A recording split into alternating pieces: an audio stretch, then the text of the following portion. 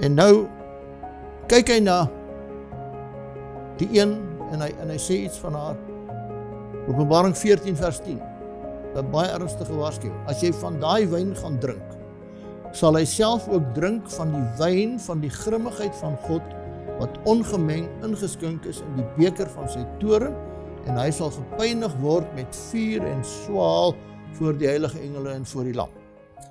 Nou, ek het op 'n stadium vir u gesê, watter erger iets kan met 'n mens gebeur as dit. Daar kan nie iets erger as dit wees nie, as jy van daai wyn gaan drink.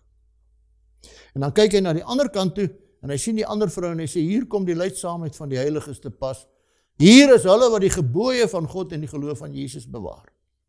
Met ander woorde, 'n geloofsondervinding, 'n Jesus-ondervinding, gehoorsaamheid aan die gebooie van God, gaan die groot toets wees, gaan die groot onderskeid wees tussen die volgelinge van Christus en die volgelinge van die dier, hier aan die einde van die tyd. Nou kom ons lees oor hierdie vrou, in Openbaring 17.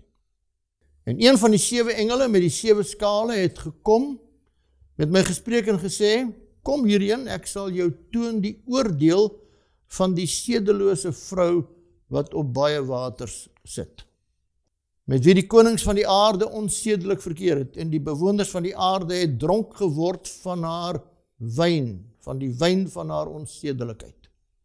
En hy het my in die gees weggevoer na 'n woestyn, en ek het 'n vrou sien sit op 'n skarlakenrooi dier, vol godslasterlike name met 7 koppe en 10 horings. En die vrou was bekleed met purper en skarlaken en versierd met goud en kosbare stene en parels, en sy het in haar hand 'n goue beker gehad, vol van gruwels en die onreinheid van haar onsedelikheid. En op haar voorhoof was 'n naam geskryf, Verborgenheid, die groot Babylon, die moeder van die prostituie en van die gruwels van die aarde. En ek het die vrou gesien dronk van die bloed van die heiliges en van die bloed van die getuies van Jesus, en ek het my uitermate verwonder toe ek haar sien. Hier is die visioen wat Johannes ontvang.